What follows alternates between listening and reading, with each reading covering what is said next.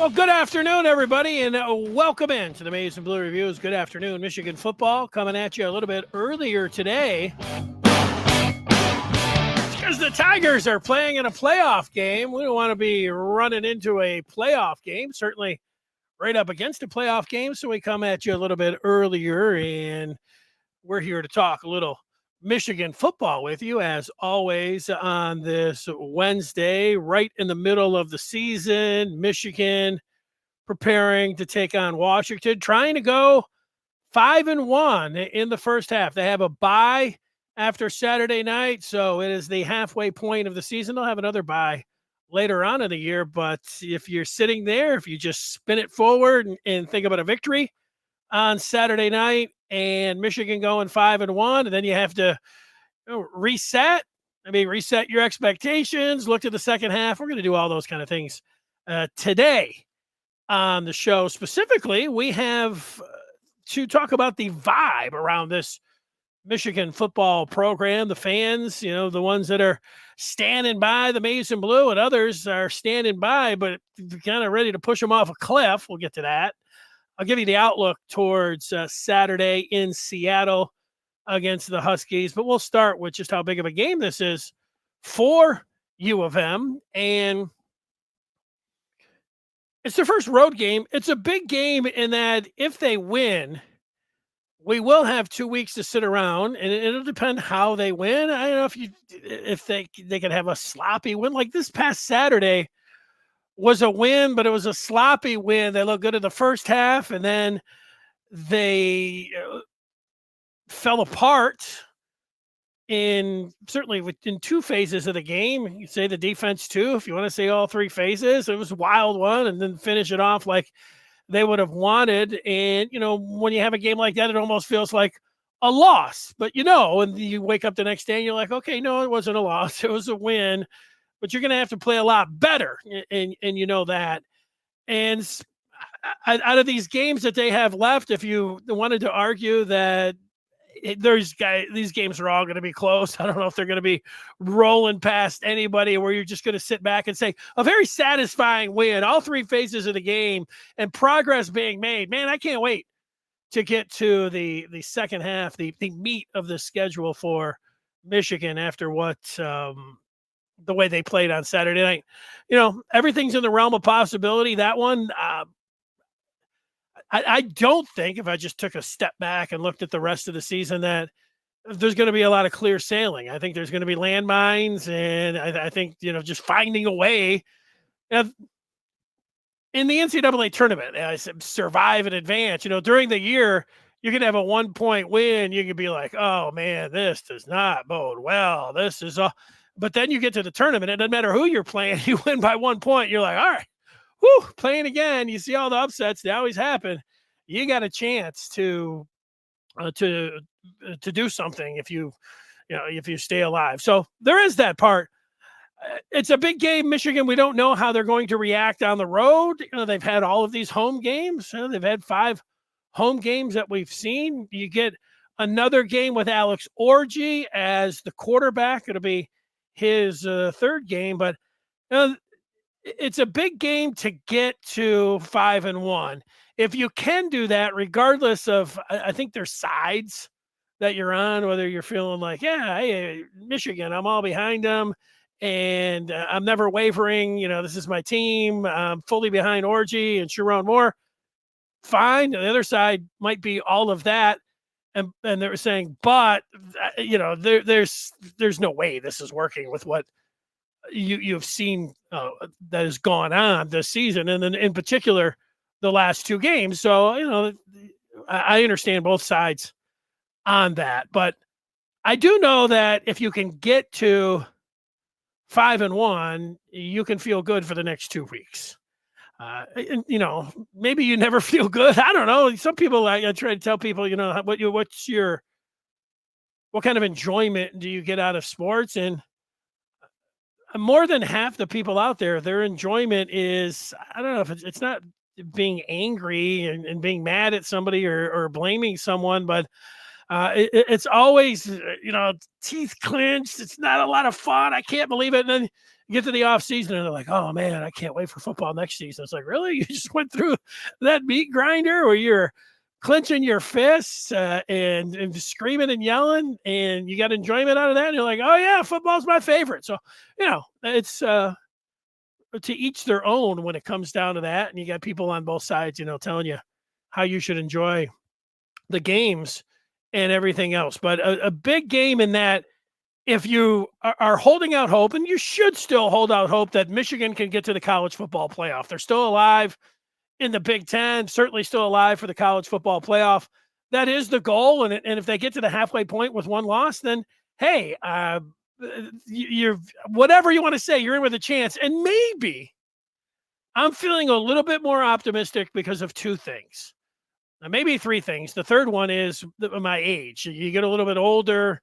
You learn how to deal with wins and losses and seasons. But the only thing you can do about that, it doesn't do you any good. I mean, you can try to tell people, hey, it's not all that bad. And they'll say, I'll make my own determination about that. But the other two things is and this also was a point where I think it ticked some people off, is that Michigan did win the national championship last year. So you have that just right in the rearview mirror, and you are reminded about it this Saturday with Michigan playing Washington, a rematch of the national championship game. You will see some of the highlights of the Natty. You might see the confetti coming down at our NRG Stadium down there in Houston and Michigan on the podium, and it'll bring back a rush of all those fond memories. That's one thing. The other thing, and I don't know how long this is going to last, and I don't know how it's playing with you, but every year when it comes to a team, things can look like way more dire than what they look with Michigan right now.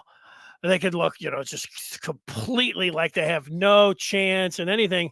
That's the way it looked for the Tigers this year, and August 11th, August 10th. And there will always be one person that's the biggest diehard, the loyal follower of the team that will tell you that they are not eliminated and they're still a chance. Even when they had a 0.2% chance, there will still be that fan that will say, I'm never quitting on this team, and stranger things that happen. That's the one, that phrase, the stranger things that happen. And you say, there's not one other person that's thinking like, okay, yeah, in the history of the game, there's been like one team that has done this. And so, yeah, I mean, that's not really. But this year, the Tigers, they are. I don't know if there's anything stranger. I don't know how many years it'll happen, but we will come back to this Tigers team. And then with each and every victory, they won, if they beat the Astros, then everybody, it'll just keep going on. Like, this is a team that everybody counted out. They had a 0.2% chance. And look at them now. Let this be a reminder to sports fans to never give up on your team and stay with them until they're done. And, maybe that's, I don't know. I think there's a little bit of something to that. You can't help when you look at it and say, okay, yeah, all right. You understand percentages. You understand what a 0.2% chance. You'll say, we've had our one, Haley's Comet. It's not coming around for another 87 years. So we are not going to see it again. However you want to digest it. But for me, it does make me feel about, the last 10 years I'd watch the Tigers and be like, all right, hey, they got me to Memorial Day. Thanks. They got me to July 4th before I lost interest. This year, they certainly lost my interest and then just got it back little by little by little. And then all of a sudden, wait a second, playoffs. And then here they are. But a little bit of that goes towards Michigan. Things don't look all that hot for them in certain regards, especially when you look at the offense and the passing game. But little by little, let's see. This is, if they're able to get this victory, maybe they will look good Maybe there'll be more progress from the passing offense from the Orgy's first game to second game. He did make progress from USC to Minnesota, and maybe we'll see more. We don't know exactly what. It would be great, oh yeah. This is a game that you can really build on. Those are things that are in the realm of possibility. So big game, and that they need the win to stay alive, and that it's their first road game, and it's the rematch of the national championship and all of that. So that's where we start with how big of a game this is. And yeah, Mark, I mean, I want to watch it. I can do it. I've done it in the past. There's a couple things about working in radio when I worked in Detroit that I did not like. I think right at the top of the list was being on the air opposite of a really big game. Because you're concentrating on what you're saying. For sure, you have to do that. But then you also have a TV that's right in front of you, and then you're watching it, and then you're looking, and you're talking, and then you're taking it all in, and it's just hard. It makes your brain, it's got a lot of different things going on, and so that's why we're starting early. I don't think I would. It's for you. I don't think I would be giving you the best broadcast that I could if I was, checking the score, and you'd say, well, just turn it off or put it on, delay. All those things could have been in play, but this is the route that I have chosen. Andres is talking about the Tigers. He says, great job. Reds fans like myself didn't even know they played baseball this time of year. Yeah. Well, you guys got, Pete Rose to mourn for a couple days or maybe a couple weeks here. And you do have De La Cruz led. That guy's awesome. And yeah, so you do have that going for you. That's it. Mark going all the way back to 1968 in the World Series when they had it on in grade school. It's interesting you say that, Mark. Let's see if I have my book. I don't. I'm reading a book entitled 1968 World Series. I think it's called World Series, but it's about the Tigers and Cardinals in 1968. And I started reading it a couple of weeks ago. I like reading timely books, not that 1968, but it was about baseball. It was still baseball season. And I was going through it. And when the Tigers were going down the tubes or whatever, it was like, okay, this book, it kind of got pushed a little further down the desk. But then as the Tigers started winning, I started reading more pages, and now I'm like, I'm into it kind of thing. So that's that. Now, what was the second thing that we were going to talk about? Oh, the vibe surrounding the team. Give me your vibe surrounding the team. Mine is, I find it interesting working for the Maize and Blue Review because you have a lot of Michigan fans that are on. There's the schedule on the Maize and Blue Review. Obviously, the subscribers, and there's a posting board there, and the fans. You have a lot of different threads. You understand that, like right after a game, that there's going to be a lot of people that. And the emotions are raw, and people say things right after a game, and that even carries over. I don't know if you get a 24-hour rule or a weekend rule, but people are more biting with their comments when it comes to Michigan right after a game. In particular, even if they win, if the game isn't played smoothly or as smoothly as they like. While I tell you this, I do have the information for the Maize and Blue Review up on the screen right now. And for those of you that might be listening on the podcast, it's a great outlet if you love to talk about Michigan all day and all night. It's a great service if you like Michigan football. If you love Michigan football, it's a must for you. If you want to know everything that's going on about Michigan and recruiting, and same thing with basketball, join the Maize and Blue Review today by going to michigan.rivals.com. As an aside, one thing that I didn't realize is that I should have, even though it's 99% Michigan talk on there. A lot of the Michigan fans are also Tigers fans and Lions fans. And because these teams are having success, there are threads that are dedicated specifically to the Tigers and the Lions. And then during the game, if you enjoy hanging out with other Michigan fans, you can do that by jumping in on these threads as the game is going along. Some people like to do that. And you do it on Twitter, it can get a little wild.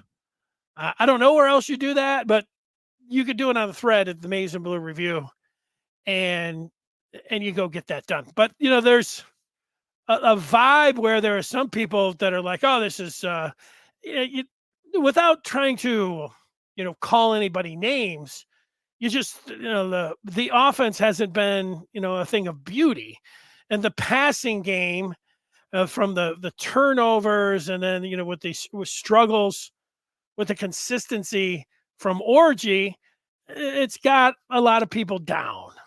And down with the wins, like that was an improbable win. If the way they won against USC, great win, no doubt, but very improbable win, having to go 90 yards and the time that they had to go and to break off a 63-yarder. Because I don't think anybody thought that they would have been able to get down the field by passing, but they did it. And then they won that game. So you say, okay, we'll build on that. And then things were actually, I would say, taking a trajectory of looking up for the passing game. Orgy, I mean, here's Joel Klatt saying everything that I think we all agreed with, like, just take steps and little things and improvement, development. And then here he was talking about, oh, here's Orgy on Michigan's second series of the third quarter. And he throws a 16-yarder to Kendrick Bell, and Klatt's pointing out the progression. There's one, there's two, and then three. Oh, what a pass. And then Michigan schemes up for people that have been on Kirk Campbell. I understand, if the offense is humming along, people say, hey, Kirk Campbell's pretty good. The offense is a little clunky. It looks like it does nice. Hey, Kirk Campbell needs to call some better plays. Sherrone Moore needs to take over play calling. I mean, that goes with, even if it's not true, there probably is some truth to that. I think there is some truth to that. But even if it's not true, everybody's going to say that. That goes with the territory when it comes down to it.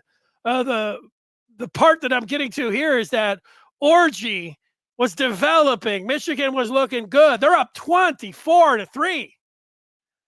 And they got Colston Loveland, the All-American, on the seam. And Orgy's he just made the 16-yarder. He's about to peg, I don't know, what was that, about a 20-yarder down the seam. That could have gone for a touchdown. And then he had old Dono, the one-arm bandit, leaking out of the backfield. And if he didn't want to go to Loveland, he could have hit Dono. That one looked like it could have gone the distance. Hey, you're talking about a 31-3 game. And, oh, man, there might be some people like, oh, Michigan, look at this development. Look at the play calling. Look at this thing's looking good. But we know that's not what happened. That was a turning point in the game. Instead of being 31-3, there's an interception.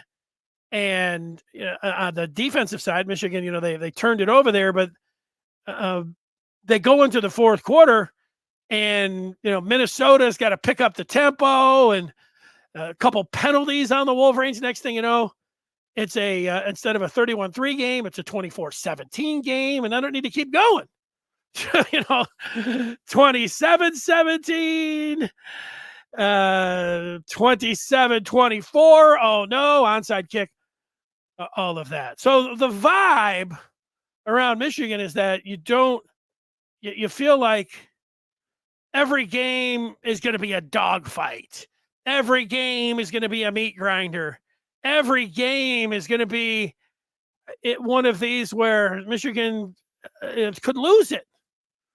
And I think that's true. I think that you look at this schedule, that all of these games ahead, Michigan could lose these next two games on the road. Are they going to lose to Michigan State?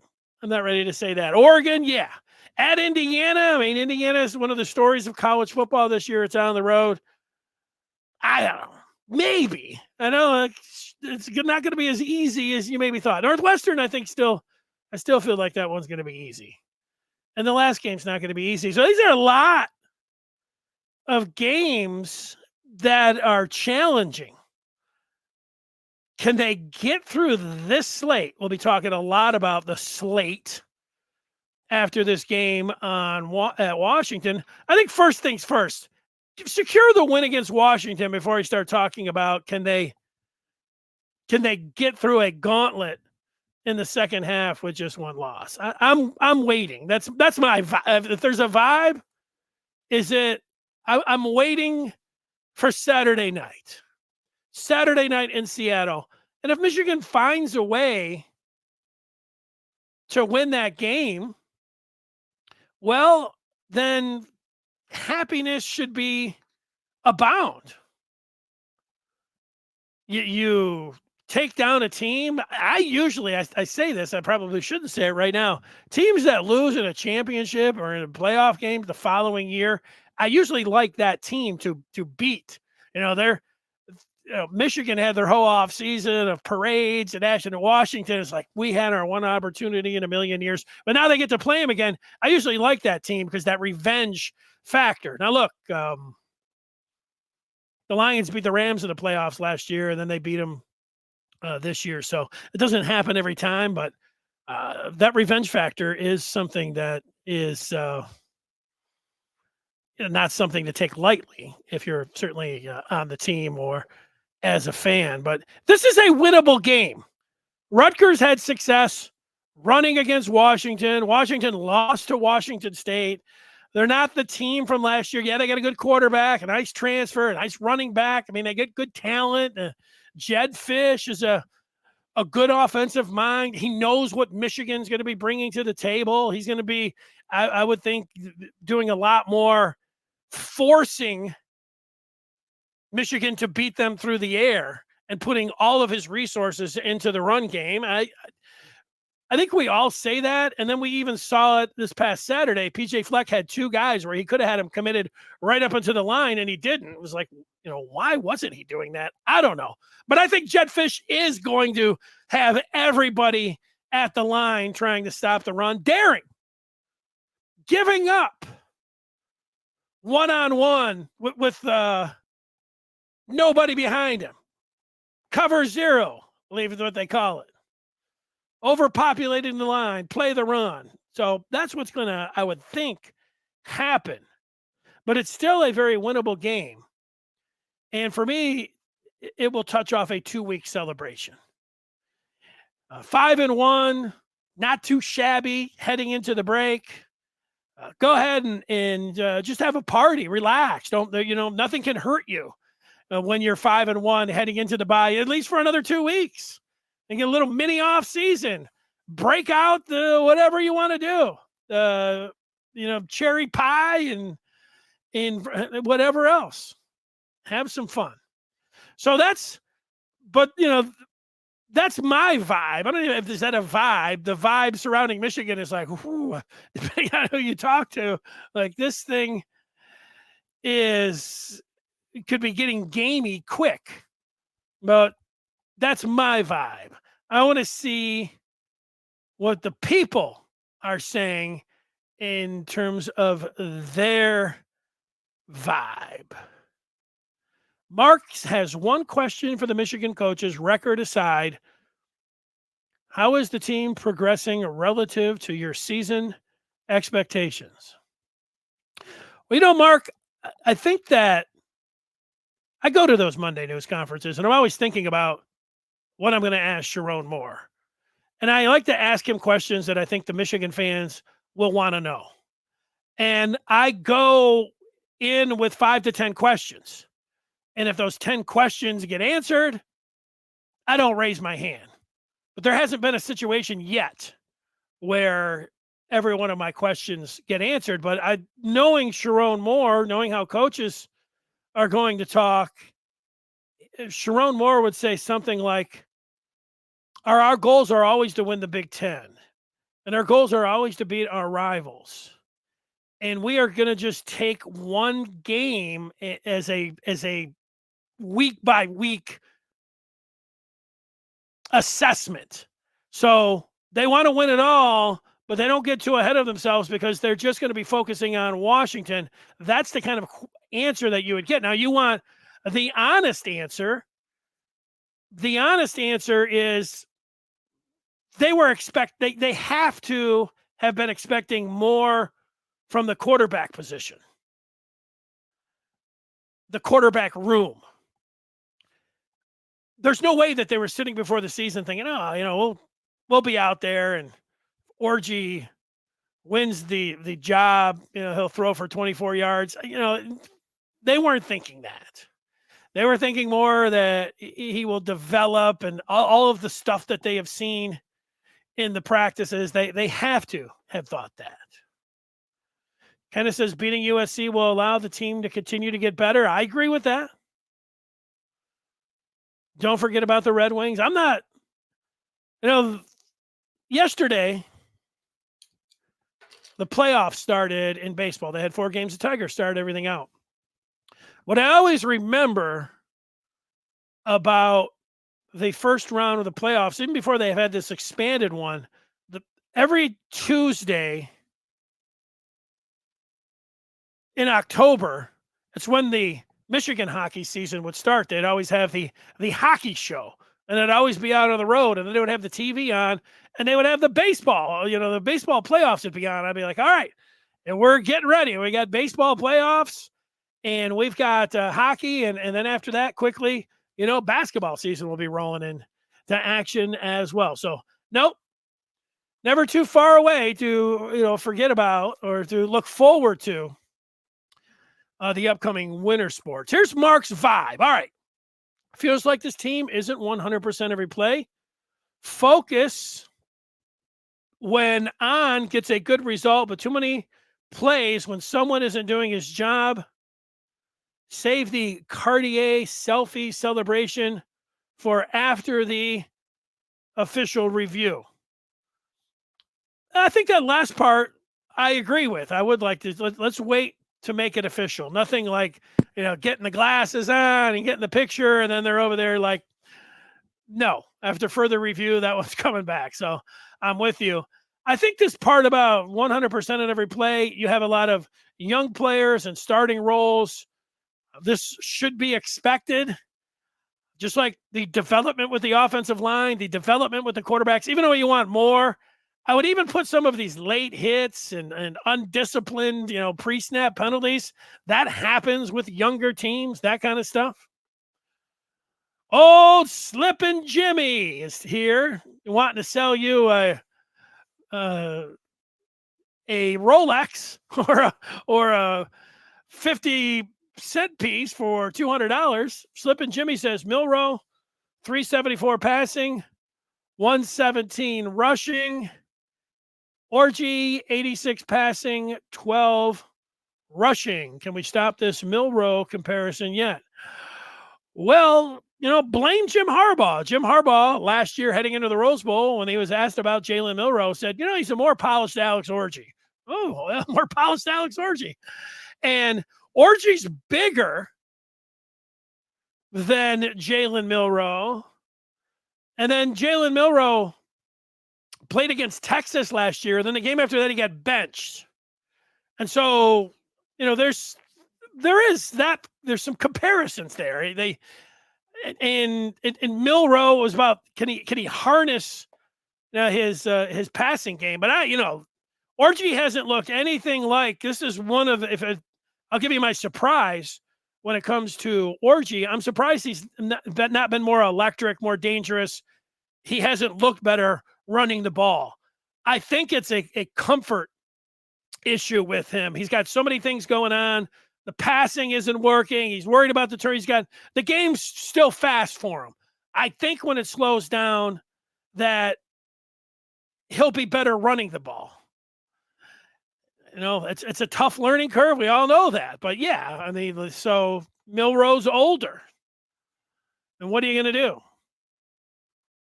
when it comes down to that? Toby, he feels like every game's going to be a nail biter. I'm with you. Andres wants to see Orji pass for 100 and rush for 100. The backs and the defense can handle the rest versus almost any other opponent. Yeah, I'm going to get to that in the outlook coming up here. Andres, I don't know if Orji has to pass for 100 and certainly run for 100. I mean, those sound, I don't know, achievable. 100 passing should be achievable. I don't know about 100 rushing. I mean, that's amazing, if he's going to be doing something like that. Your part about the defense is that the defense was put in some bad spots last week, but the last 2 weeks, and they didn't have Josiah Stewart, and they didn't have Will Johnson last week, and those guys are expected to play on Saturday. I think the defense is coming around, and they're the defense that we talked about all off season. I think that can be something to hang your hat on in the second half for this team. Ferris still believes that Alex Orji can, in fact, complete a forward pass. He just wants to see them beat Washington, then get to the bye.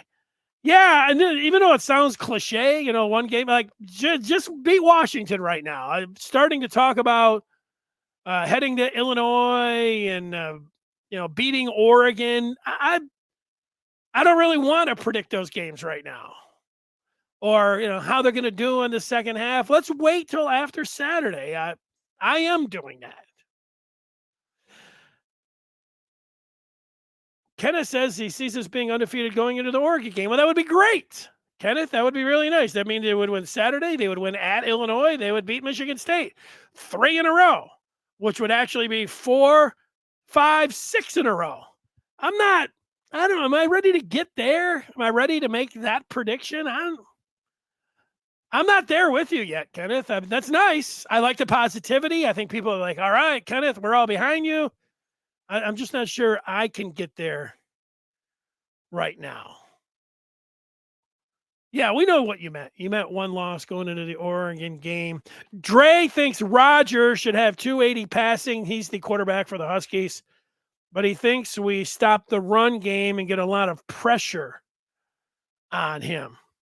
Well, let's get to the outlook for this game coming up from me. And then, so the outlook, the defense can be dominant. They have that ability. They showed that in the first half against USC. And then it was a big deal closing out that game against USC. Guys like Jair Hill and Zeke Berry, they are developing. They look good. The linebackers didn't look so hot. And I'm talking about Houseman and Jay Sean Barham. In the first game or two, their play has been getting better.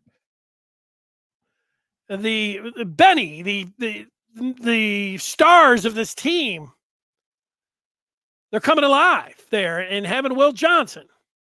We know what he brings to the table. I feel like, so this is my outlook. I feel like the Michigan defense is going to travel figuratively and literally. And the figurative part is that they're going to travel, and that means they're going to show up and pressure this quarterback, and they're going to they're not giving up. They shouldn't give up more than 20 points against Washington. So feel good about the defense. The offense, I don't know. I don't know. People want to see more from Orji running. They want to see different plays. I just want to see them look like an offense that can move the ball.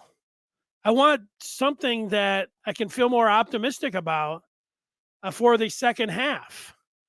This is only Alex Orji's third game. I know that, and I don't know how often I'm going to be, going back if they drop this game saying, oh, things were going so well for him until that second series in the second half against Minnesota where he threw the pick.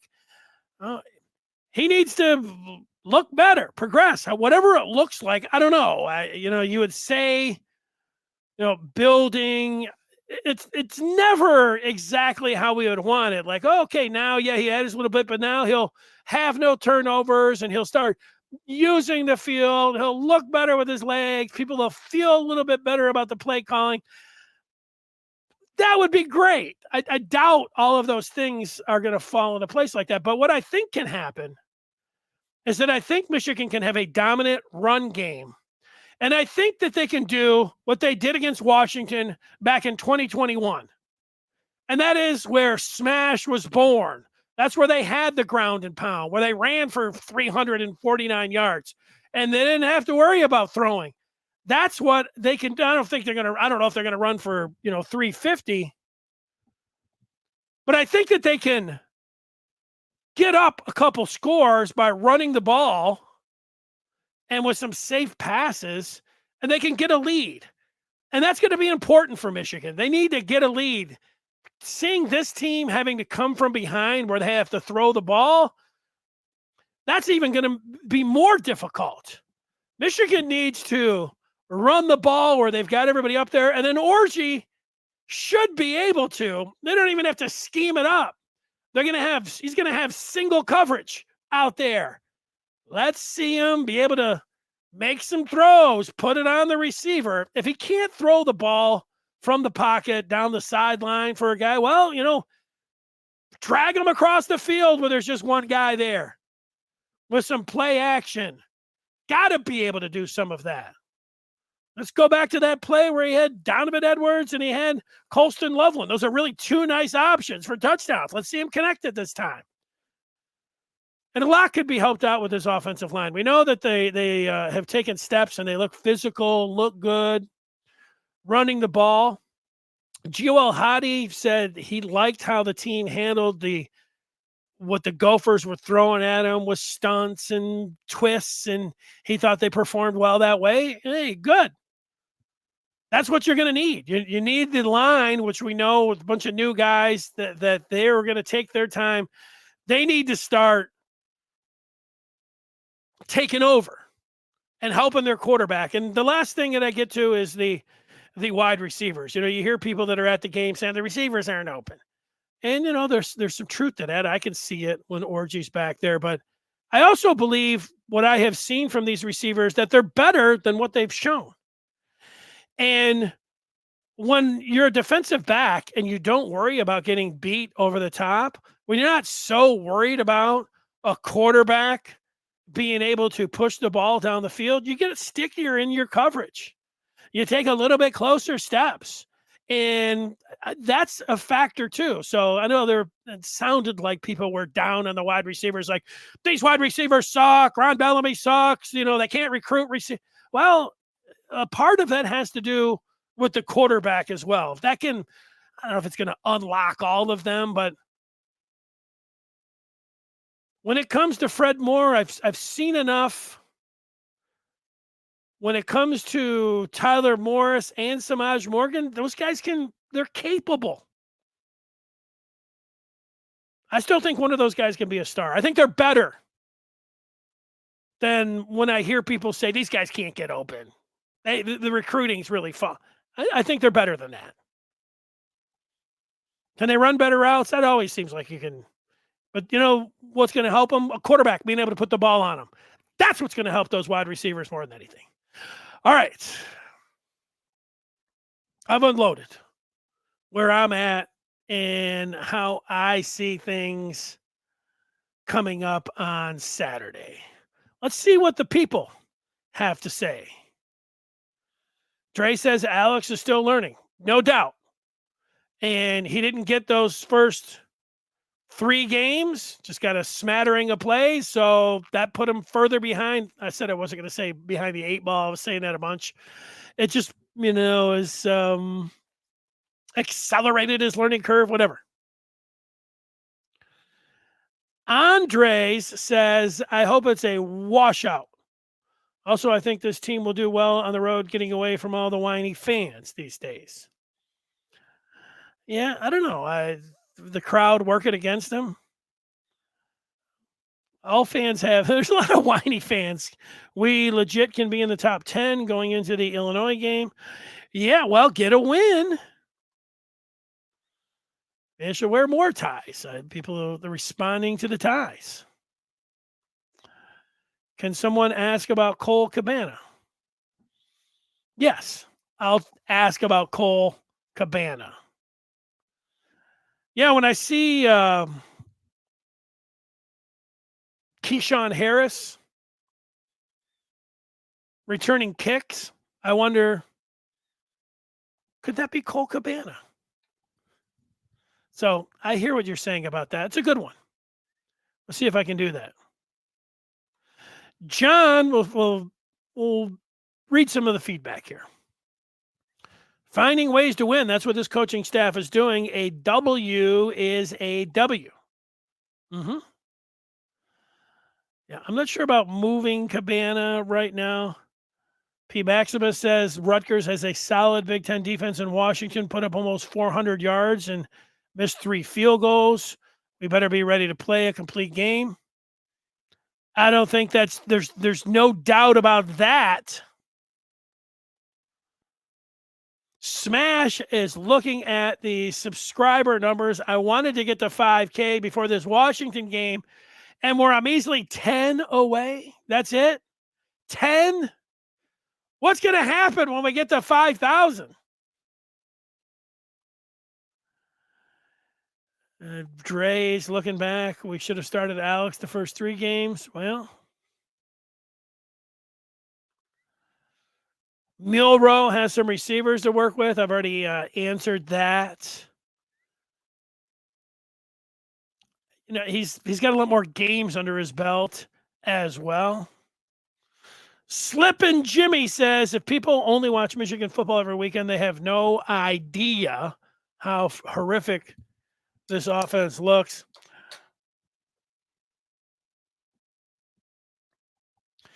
I think people realize what's going on, and I think that's part of it. And some people, they don't like and yeah, I understand this. I don't know how much good it does. Somebody was calling, Andres was calling, Michigan whiny fans, calling Alex Orji a linebacker, a wildcat, the offense is horrific. Dave Portnoy saying, this offense has been orgied. That's, making fun of them. And there's a lot of Michigan fans that stand up. Don't make fun of them. But then, don't make fun of them. But also, what are you supposed to say? You can go back. Not everyone is going to be able to take this approach. And this approach is a nice one, which is when we had one. And it's from John. Be like John. A win's a win. Finding ways to win. That's what this coaching staff is doing. Just look at the positive when it comes down to Alex Orji.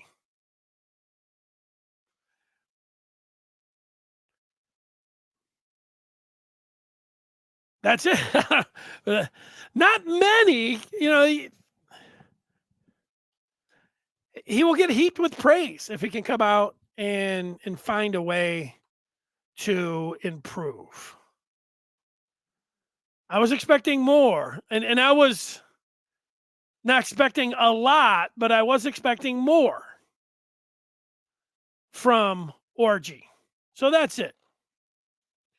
We'll read a couple more. M Go Blue, 1, 2, 3, 4. Special teams and turnovers going to be huge if we win this game. It needs to be off of better field positioning than Washington. He says he doesn't see us sustaining long drives. Well, I'm with you up until the sustaining of long drives. I mean, if you're able to run the football, they've got one of the best backs in the country and an offensive line that's been coming along, and they've performed well, graded out well in run blocking. Michigan can sustain drives. They can, you want more sustained drives, but yeah, winning special teams, that sounds like heading into every game. Is it a big game and a road game and a night game? I'm going to check that box. Michigan's got a punter. They got a field goal kicker. Last game, they gave up that 60-pluser on punt. None of that. They blocked a punt. but they also gave up a huge one. So, win special teams. You've got the defense, and then it's going to come back to the offense. I think getting a lead for this team, getting a lead is important because it's not going to, you're just going to put more pressure on the passing game if you fall behind. And as much as we all love the drive against USC, that is something that you cannot count on. And I know a lot of people have said that. And that's the thing about a win is a win, but you can't count on going 90 yards and in 2 minutes running the ball. It's not going to happen.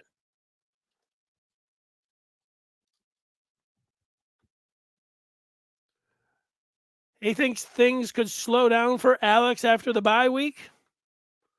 Yeah, that's something that what would be nice to hear and nice to feel after Saturday is saying, hey, the game really did look like, we would all say it. Game looked like it slowed down for Alex. And then afterwards, more saying the same thing. And then you get into the bye week and you feel good about that. You want to feel better about this offense and Orgy. Jimmy says he's talking recruiting. Doesn't know how a recruit can watch his team and think it'd be fun to play there. These games are virtually unwatchable. Well, I hear what you're saying there. Some recruits could look at it and say, I can find a path to playing time quicker, and that could be something. But look, that I understand what you're saying, and it's a point that's taken. I'm not always looking to, but guys are valuing different things. But yeah, playing in an offense, you watch Georgia and Alabama, that was a little bit more exciting than the second half of the Minnesota game. Well, I hear you.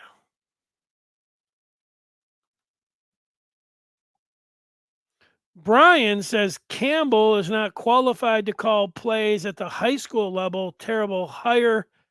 No creativity with the offense. This isn't quite name calling. Kirk Campbell. Matt Campbell is the coach at Iowa. This goes with the territory. When the offense looks like Michigan's offense, you're going to say, boy, the quarterback, and a lot of people have, doesn't look like, it struggles to throw the ball. And that's accurate. I think that Campbell is handcuffed by Orgy's inability to throw the football. Having said that, he's the one that picked the guy.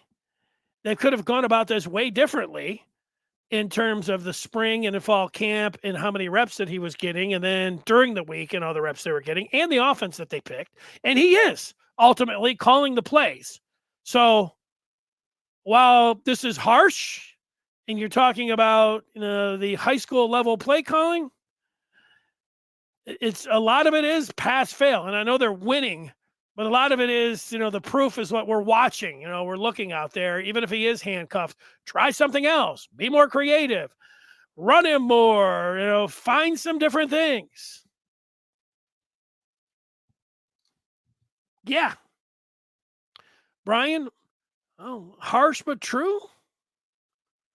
Let's see what Penn Game says. Rivalry game. We got to get focused. First half last week, build from there. I'm with you on that.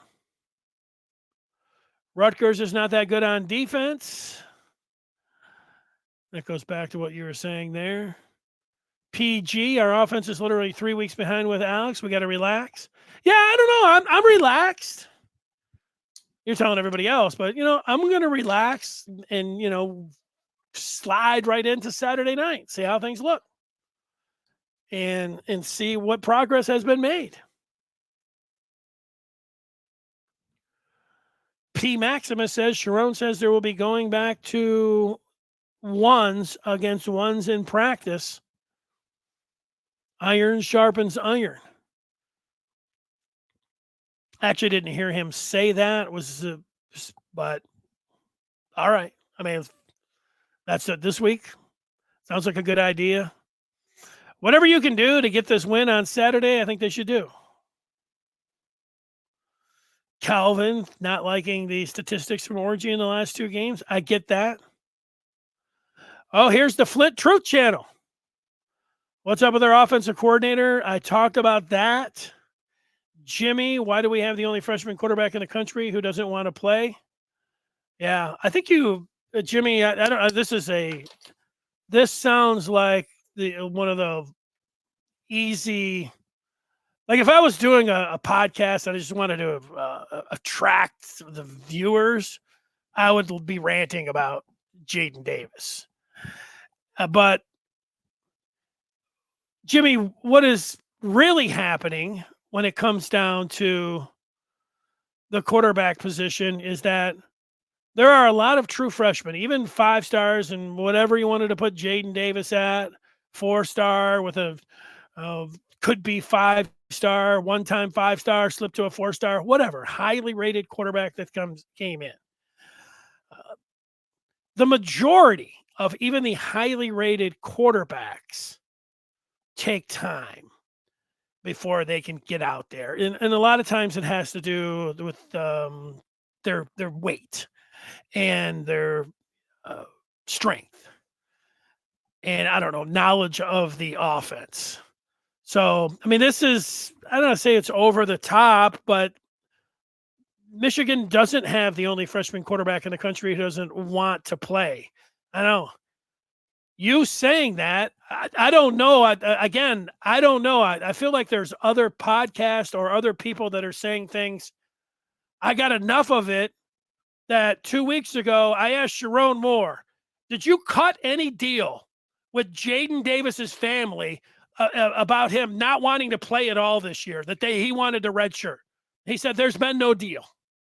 And there's the possibility that he could play. So I don't know. And you say, oh, the coach is going to lie or, whatever. So good. I mean, I feel like this is a little TMZ stuff. Jadyn Davis has a lot of TMZ stuff going on. Yeah, I mean, I look at the you'd say if there was ever a quarterback that could play as a true freshman, considering what we've seen, it should be Jadyn Davis. So I get that part. But most of the time, true freshman quarterback, however they're rated, aren't ready.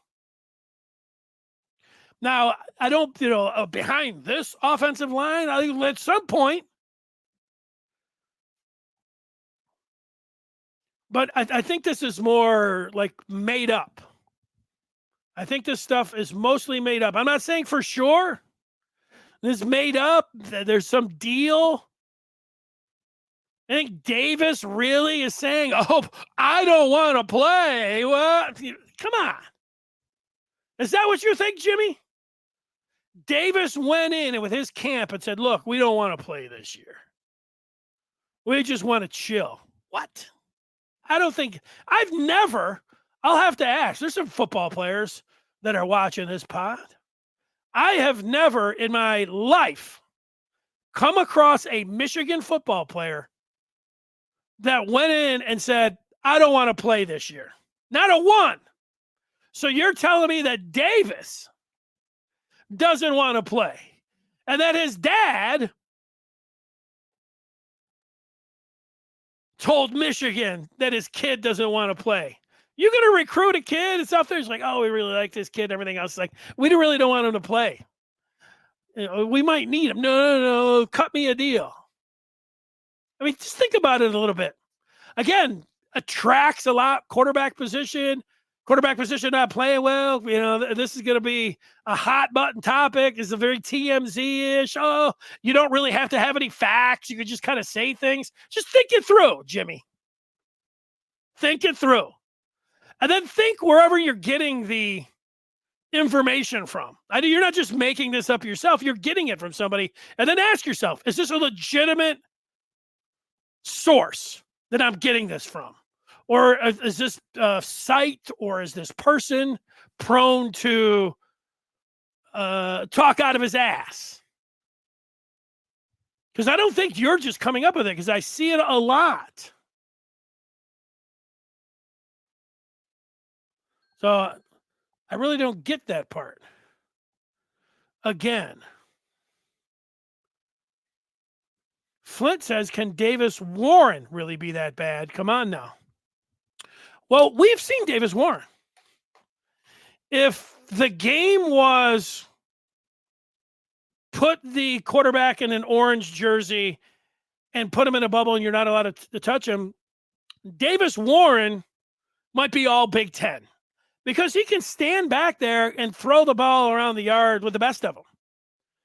But in tackle football, with the quarterback position, keeping your head up the field when you've got 300-pound guys in your face trying to rip your freaking head off, what happens is you lose your base a little bit and the game gets fast and your arm gets hit and your feet don't get set and you start throwing the ball off your back foot and then you start throwing it to the other team. And then Warren kept doing that repeatedly. He had a number of opportunities to do that. The game is too fast for him and he plays off platform. He's not good enough to play off platform where he's wet behind the ears. What's going to happen if you do that is you're going to be a turnover machine, and that's what he is. And then once you pull him, then he's lost for the year. You know, a lot of these, I don't know, and I'm not saying this is the Michigan coaching staff that they just play video games, but I think a lot of fans do this. You know, it's fun to take a guy out, put a guy in, let's play two, let's go into game week. Hey, these guys are all going to play. The best coaches that I have seen, they stand by their quarterbacks. They work with their quarterbacks. They're always trying to infuse confidence in their quarterbacks. It's such an important piece of football. That guy's got to get it right. That guy needs to be your leader. Everybody needs to get behind one guy, one voice. Michigan screwed that up this year. I don't know, so far, maybe they can, correct this. And after Saturday, we're going to have 2 weeks to feel really good about it and everything else. But the rotation, this is why people don't like it. There's no going back to Davis Warren. This is not a video game. His confidence is destroyed. Where do you think Orgy's confidence is at? That's why at least on that game week, he said Orgy's our quarterback. A lot of people even all the people that are, let's not say anything. No, you need to say something. You need to get behind your quarterback. Everybody needs to get behind him. He needs that confidence. And now more than ever. You saw Davis Warren. I mean, what are you talking about? What am I talking about? Here's Positive John. My gut tells me next year will be totally different. Michigan will break the bank and get players. I don't know. My gut does not tell me that. My gut tells me that, Michigan, sure, they're going to look at some things, but and will they spend some money, people? But are they going to break the bank to get players? So they're going to break the bank and start paying top dollar for 5-star recruits? That's what that sounds like. I don't see that. I think some selected few they're going to take a run at. And one of them might be a QB, and it could be in the transfer portal, but I don't think it's going to be totally different. And the breaking the bank, I'm not agreeing with this. Utah and Oklahoma play freshman quarterbacks. Yeah, well, Oklahoma went down the tubes. Look, if let's just say we'll talk about a terrible situation, slipping Jimmy. Let's say Orgy looks like bad on Saturday night. Is there a chance that they go to Davis Warren? Sure. Is there a chance that they, put up Jadyn Davis or Jack Tuttle? I don't know what his health status is. He's, I've never seen him. He's always hurt. They go to another quarterback at Illinois. And then what you're talking about with Jadyn Davis, they're going to have him up and then start him first game against Michigan State. I don't know how he looks in practice. Sometimes guys get up there and they got deer in the headlights and they're just not ready. That doesn't mean that he can't be a good quarterback. I haven't heard one report like, oh yeah, he's just in the summer and in fall camp, Moore was effusive with his praise of Davis, like, oh, he's got it. But I don't know how far he's come along and all of that. But could he play if this? I don't think you want Jadyn Davis to play. If Jadyn Davis plays, there's going to be a couple more losses and some injuries, and then you're kind of going to be forced into that.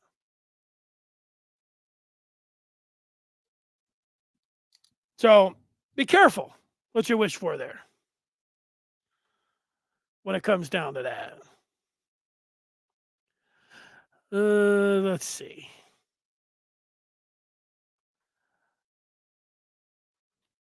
FTC just watched Jed Fish smiling about Michigan's line. Was smiling, talk about Michigan line. He's expecting an easy win, but he was respectful to Michigan, but seems smug. I can see why Jed Fish got his tennis outfit on, sitting back. Jed Fish respects Michigan more than anybody that's probably watching this right now. So, but yeah, I would want my coach to feel confident. I can guarantee you this, FTC, Jed Fish is not expecting an easy win. He could be, he should expect a win. What kind of coach are you if you're not expecting a win? But I don't think he's expecting an easy win. As a freshman who wants to play behind Evan Link, a guy that has balls and is a competitor and wants to get out on the field and compete, just being a competitor. So yeah, hopefully Jadyn Davis, Michigan's in trouble if Jadyn Davis and his family wanted to punt the freshman year and just wrap me up in bubble. I don't want to play no matter what. I've told some reporter, my daddy, told some reporter that we would favor just, chilling this year. That he's never going to be a quarterback anywhere with that approach. You know who that reminds me of? And somebody saying, who wants to play? Every competitor wants to play. It reminds me of Amani Bates.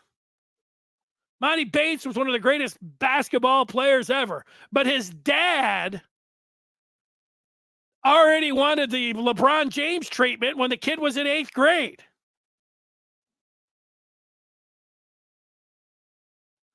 And I'm not saying anything. Jadyn Davis, I don't know if it's his daddy that's calling up, people and telling them, this or that, or the guy's just making things up or thinking, wow, it's this bad. But this notion, just ask yourself, ask somebody, Johnny, you're a big Michigan fan.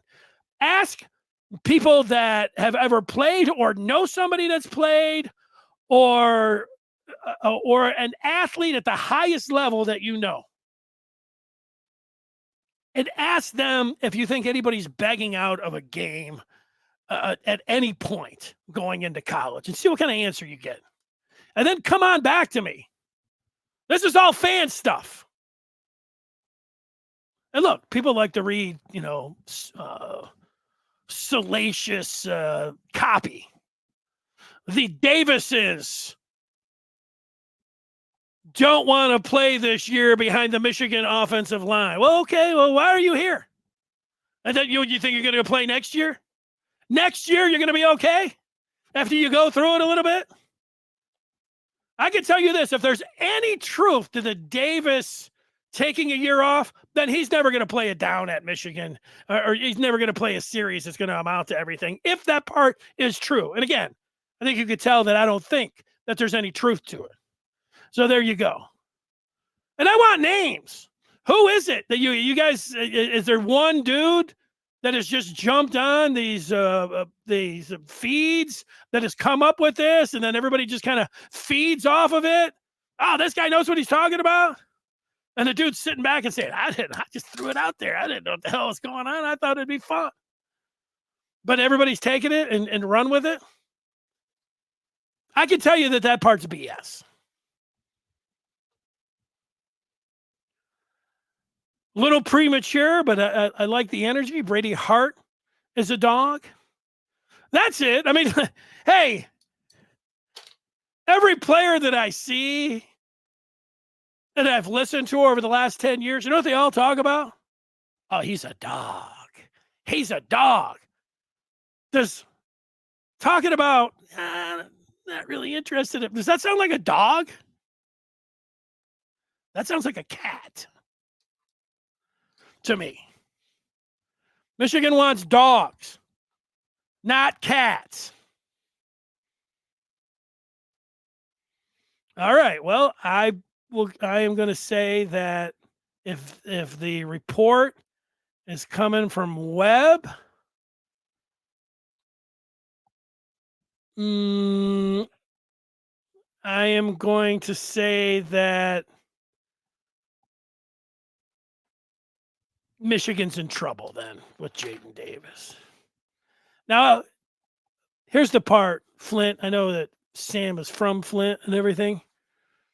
What I don't like to do, unless I hear it from nothing against you, you might have exactly heard that from him, but I can't take Flint Truth Channel, and I asked you to name names and you did, but I can't take that as fact.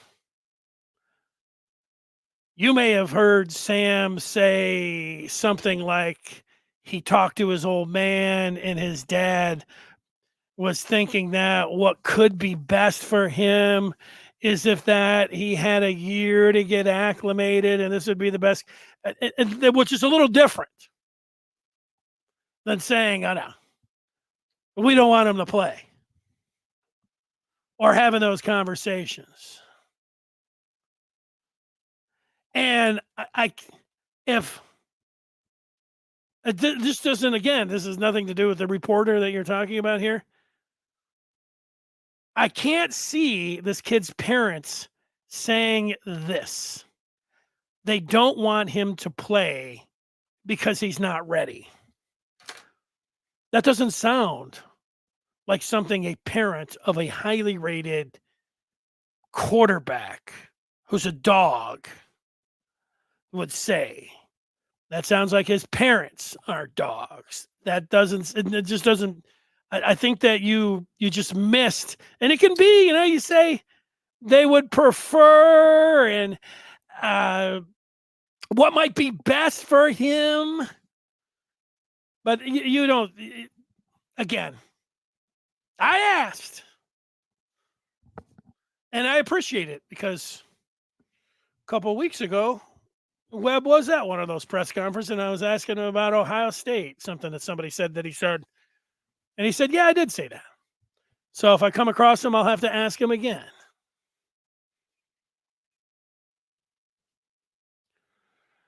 Slipping Jimmy here, so kind of the same thing. All right, well, let's see if we get a last call here. Going out of the bottom. Does anybody get in? It was a Richard. Defense travels. Link has had a tough time in pass blocking. That's true. Calvin. Isn't Jadyn Davis a fringe top 300 player? No, there was a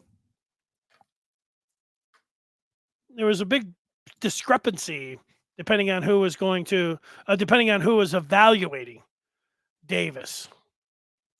I think that when it came down to it is that Davis isn't the biggest guy. He had a little bit of and I saw it even in the spring game. He throws from 3/4, has a different kind of looking delivery, and he doesn't look like he's a super athlete. Now, look, he could be a great quarterback. I mean, if Tom Brady was not a super athlete, but and there's plenty of guys who aren't super athletes, 6'5", and throw the ball the length of the field. And they can be great quarterbacks, but you understand that when you get out and you're being evaluated and you might not like the delivery, you might not like the velocity, you might not like the athletic ability in terms of a grade, and so you knock that down a little bit. But the people that have watched him play, and I don't know, like those people could be right. I get that as evaluators from people that have watched him people that have watched him play. But the part that I am sitting here is a kid automatically putting a red shirt on him, and his dad getting involved, and talking to somebody in the media. No thanks from me. I know you guys eat all that kind of stuff up. Helps Sam, and Sam's not really. I guess I don't know. Doesn't seem to be prone to too much TMZ-ish stuff. So I just think you guys didn't hear him right.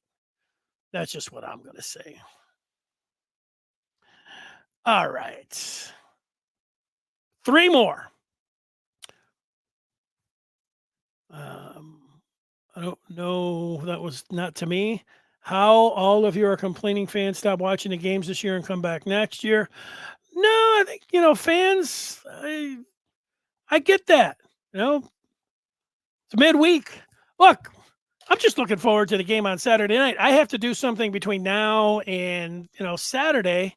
And, talking with Michigan fans and seeing how they feel about the team is something that I like.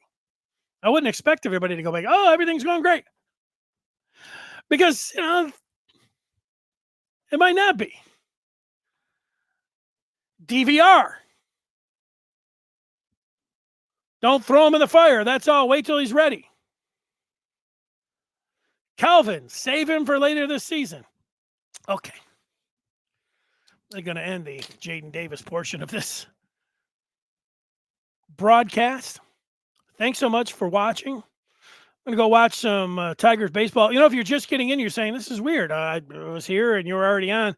We started at 1 o'clock today, went a little bit longer because of playoff baseball, specifically the Tigers. I'm off to go watch that. I'll come back on Friday, be joined by Jerry Diario. Until then, we'll see you over on the Maize and Blue Review. Go to michigan.rivals.com. We're only a couple away from 5,000 subscribing for this podcast. So if you have not, that would be awesome if you did that, because we are trying to get to 5K. Have a great day. If you felt like I was screaming at you, I was just screaming. Not at you specifically. It's all good. Thanks for watching, and bye.